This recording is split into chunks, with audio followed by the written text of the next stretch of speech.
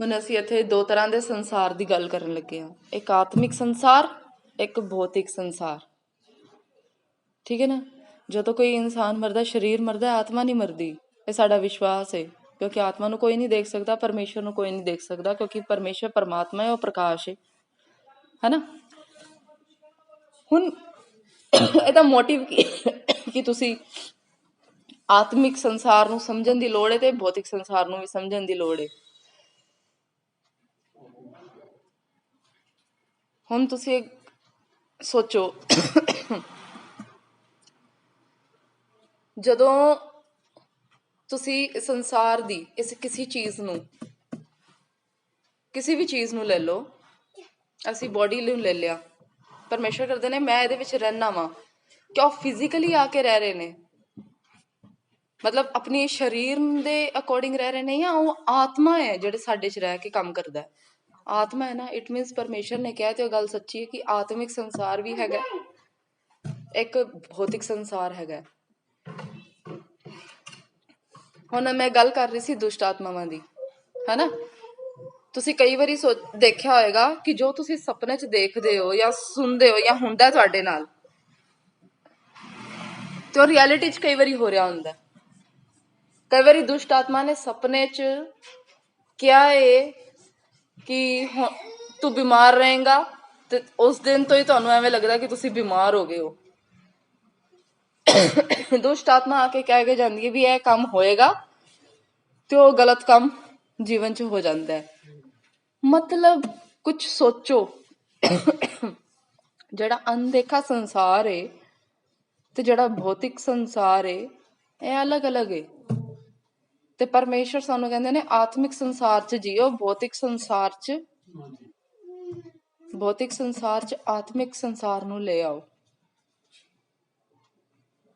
ਹੁਣ ਦੇਖੋ, ਦੁਸ਼ਟ ਆਤਮਾ ਤੁਹਾਨੂੰ ਸੁਪਨੇ 'ਚ ਆ ਕੇ ਖਵਾ ਕੇ ਜਾਂਦੀ ਏ ਤੇ ਉਲਟੀਆਂ ਤੁਸੀਂ ਸਵੇਰੇ ਉੱਠ ਕੇ ਕਰਦੇ ਹੁੰਦੇ ਹੋ। ਦੁਸ਼ਟ ਆਤਮਾ ਸੁਪਨੇ 'ਚ ਨਾਖੂਨ ਮਾਰ ਕੇ ਜਾਂਦੀ ਏ ਤੇ ਲੱਗਦਾ ਉਹ ਅਸਲੀ 'ਚ ਹੁੰਦਾ। ਫਿਰ ਕੀ ਮਤਲਬ ਇਹਦਾ ਮਤਲਬ ਹੈ ਵੇ ਦੁਸ਼ਟ ਆਤਮਾਵਾਂ ਔਰ ਪਰਮੇਸ਼ਵਰ ਦੇ ਦੂਤ ਔਰ ਪਰਮੇਸ਼ਵਰ ਦੇ ਭੇਜੀ ਹੋਈਆਂ ਆਤਮਾਵਾਂ ਇੱਕ ਸੰਸਾਰ ਏ, ਔਰ ਇਹ ਭੌਤਿਕ ਸੰਸਾਰ ਏ। ਭੌਤਿਕ ਸੰਸਾਰ ਨੂੰ ਆਤਮਿਕ ਸੰਸਾਰ ਜੋ ਹੈ ਨਾ ਬਹੁਤ ਅਫੈਕਟ ਕਰਦਾ ਪਿਆ, ਬਹੁਤ ਜ਼ਿਆਦਾ ਪ੍ਰਭਾਵ ਪਾ ਰਿਹਾ। ਜੇ ਤੁਸੀਂ ਆਤਮਾ ਦੇ ਸੰਸਾਰ ਦੇ ਵਿੱਚ ਕੰਮ ਕਰਦੇ ਪਏ ਹੋ ਸ਼ੈਤਾਨੀ, ਤੇ ਉਹ ਅਸਲੀ 'ਚ ਹੋ ਰਿਹਾ ਨਾ। ਐਵੇਂ ਹੀ ਪਰਮੇਸ਼ਵਰ ਕਹਿੰਦੇ ਨੇ ਕਿ ਆਪਣੇ ਆਤਮਾ ਦੇ ਸੰਸਾਰ ਵਿੱਚ ਕੰਮ ਕਰੋ ਤਾਂ ਕਿ ਤੁਹਾਡੇ ਭੌਤਿਕ ਸੰਸਾਰ ਤੇ ਅਸਰ ਪਵੇ। Praise the Lord. ਹੁਣ ਸਮਝੇ ਵਚਨ ਕੀ ਕਹਿਣਾ ਚਾਹੁੰਦਾ ਹੈ? ਕਿਉਂ ਪ੍ਰਾਰਥਨਾ ਕਰਨੀ ਜ਼ਰੂਰੀ ਹੋ, ਉਪਵਾਸ ਕਰਨਾ ਜ਼ਰੂਰੀ ਨੇ? ਕਿਉਂਕਿ ਉਦੋਂ ਤੁਸੀਂ ਆਤਮਿਕ ਸੰਸਾਰ ਨੂੰ, ਆਤਮਿਕ ਘਰ ਨੂੰ ਬਣਾ ਰਹੇ ਹੋ, ਤੇ ਉਹ ਆਤਮਿਕ ਘਰ ਆਪਣੇ ਇਸ ਸੰਸਾਰ ਦੇ ਘਰ ਤੇ ਪੂਰਾ ਅਸਰ ਪਾਏਗਾ। ਜੇ ਆਤਮਿਕ ਘਰ ਹੀ ਨਹੀਂ ਹੈਗਾ ਤੁਹਾਡਾ, ਤੁਸੀਂ ਪ੍ਰੋਬਲਮ ਵੇਲੇ ਨਹੀਂ ਛਿਪ ਸਕਦੇ ਉੱਥੇ। ਆਤਮਿਕ ਘਰ ਬਣਾਉਣਾ ਤਾਂ ਜ਼ਰੂਰੀ ਹੈ। ਦੁਸ਼ਟ ਆਤਮਾਵਾਂ ਆ ਕੇ ਜੋ ਤੁਹਾਨੂੰ ਸੁਪਨੇ 'ਚ ਕਹਿ ਕੇ ਜਾਂਦੀਆਂ ਉਹ ਹੋ ਰਿਹਾ ਕਿਉਂਕਿ ਉਹ ਆਤਮਿਕ ਰੂਪ 'ਚ ਕੰਮ ਕਰ ਰਹੀਆਂ ਨੇ। ਆਤਮਿਕ ਰੂਪ 'ਚ ਆ ਕੇ ਉਹ ਗਲਤ ਬੋਲ ਕੇ ਜਾਂਦੀਆਂ ਨੇ, ਸ਼ਰਾਪ ਬੋਲ ਕੇ ਜਾਂਦੀਆਂ ਨੇ ਤੁਹਾਡੇ ਘਰ ਤੇ ਉਹ ਹੁੰਦਾ। ਇਵੇਂ ਹੀ ਜਦੋਂ ਤੁਸੀਂ ਪ੍ਰਾਰਥਨਾ 'ਚ ਬੈਠਦੇ ਹੋ ਨਾ, ਪਰਮੇਸ਼ਰ ਦੀ ਭਾਸ਼ਾ 'ਚ ਪ੍ਰਾਰਥਨਾ ਕਰਦੇ ਹੋ, ਤਾਂ ਹੀ ਸਵਰਗੀ ਭਾਸ਼ਾ ਹੋਣੀ ਜ਼ਰੂਰੀ ਹੈ ਕਿ ਤੁਸੀਂ ਉਦੋਂ ਆਤਮਿਕ ਪ੍ਰੇਅਰ ਕਰ ਰਹੇ ਹੁੰਦੇ ਹੋ। ਜਦੋਂ ਤੁਸੀਂ ਆਤਮਿਕ ਪ੍ਰੇਅਰ ਕਰ ਰਹੇ ਹੋ, ਸੋਚੋ ਤੁਹਾਨੂੰ ਆਤਮਾਵਾਂ ਨਹੀਂ ਦਿਖਦੀਆਂ ਤੇ ਆਤਮਿਕ ਸੰਸਾਰ ਕਿਵੇਂ ਦਿਖ ਜਾਏਗਾ? ਤੁਸੀਂ ਕਿਉਂ ਸੋਚਦੇ ਹੋ ਕਿ ਪਹਿਲੇ ਮੈਨੂੰ ਆਤਮਿਕ ਸੰਸਾਰ ਦਿਖੇ ਤਾਂ ਮੈਂ ਵਿਸ਼ਵਾਸ ਕਰਾਂ? ਤੁਸੀਂ ਉਹ ਚੀਜ਼ਾਂ ਉੱਥੇ ਬਣਾ ਰਹੇ ਹੋ ਆਤਮਿਕ ਸੰਸਾਰ 'ਚ, ਤੇ ਔਰ ਆਤਮਿਕ ਸੰਸਾਰ ਨੇ ਭੌਤਿਕ ਤੇ ਕੰਮ ਕਰਨਾ ਹੀ ਕਰਨਾ ਹੈ।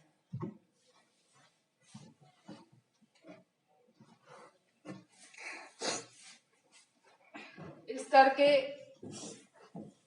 ਆਪਣੇ ਆਤਮਿਕ ਸੰਸਾਰ ਨੂੰ ਮਜ਼ਬੂਤ ਬਣਾਓ।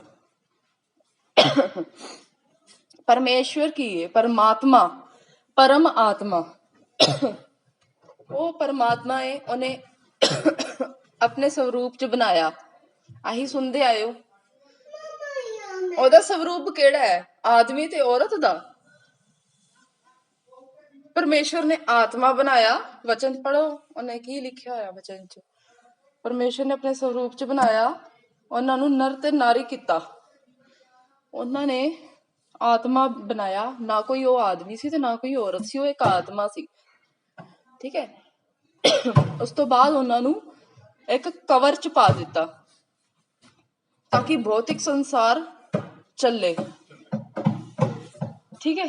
ਉਹ ਆਦਮੀ ਬਣਾਇਆ, ਔਰਤ ਬਣਾਈ ਤੇ ਇਸ ਤਰ੍ਹਾਂ ਸੰਸਾਰ ਚੱਲਿਆ।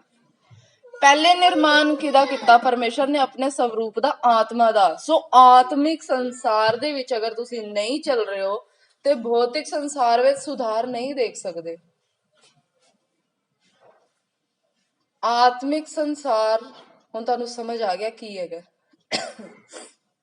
ਜਿਹੜਾ ਆਤਮਿਕ ਸੰਸਾਰ ਹੈਗਾ ਉਹ ਉਪਾਸਨਾ, ਆਰਾਧਨਾ, ਪ੍ਰਾਰਥਨਾ, ਉਪਵਾਸ ਕਰਨਾ ਇਸ ਕਰਕੇ ਜ਼ਰੂਰੀ ਹੈ। ਤੁਹਾਨੂੰ ਇਹ ਵੇਟ ਕਰਨ ਦੀ ਲੋੜ ਨਹੀਂ ਹੈਗੀ ਕਿ ਤੁਸੀਂ ਜੋ ਹੈ ਪਹਿਲੇ ਕੁਝ ਵੇਖੋ ਤਾਂ ਇਹ ਸਭ ਕੁਝ ਸ਼ੁਰੂ ਕਰੋ। ਯਾਦ ਹੈ ਕਿਸੇ ਨੂੰ, ਜੇ ਕਿਸੇ ਨੇ ਵਚਨ ਪੜਿਆ ਹੋਵੇ ਤਾਂ, ਜਿਹੜਾ ਪਰਮੇਸ਼ਵਰ ਦਾ ਚੇਲਾ ਸੀ, ਕਿੰਨੇ ਕਿਹਾ ਸੀ ਕਿ ਮੈਂ ਜਦ ਤੱਕ ਉਹਦੀ ਪਸਲੀ ਦੇ ਵਿੱਚ ਹੱਥ ਲਾ ਕੇ ਨਹੀਂ ਵੇਖਦਾ ਤੇ ਮੈਂ ਨਹੀਂ ਵਿਸ਼ਵਾਸ ਕਰਾਂਗਾ। ਕਿੰਨੇ ਕਿਹਾ ਸੀ? ਯਾਦ ਹੈ ਕਿਸੇ ਨੂੰ? ਥੋਮਾ। ਉਹਨੇ ਵਿਸ਼ਵਾਸ ਨਹੀਂ ਕੀਤਾ ਕਿ ਪਰਮੇਸ਼ਵਰ ਜੀ ਉਠੇ ਨੇ। ਉਹਨੂੰ ਵਿਸ਼ਵਾਸ ਦਿਲਾਨ ਕਰਕੇ ਨਾ ਉਹਨਾਂ ਦੇ ਸਾਰੇ ਜ਼ਖਮ ਪਰਮੇਸ਼ਵਰ ਨੇ ਭਰ ਦਿੱਤੇ ਸੀ ਯਿਸੂ ਦੇ, ਪਰ ਪਸਲੀ ਉਵੇਂ ਰਹਿਣ ਦਿੱਤੀ, ਹੱਥ ਦੇ ਕਿੱਲ ਦੇ ਨਿਸ਼ਾਨ ਉਵੇਂ ਰਹਿਣ ਦਿੱਤੇ। ਕਿਉਂ?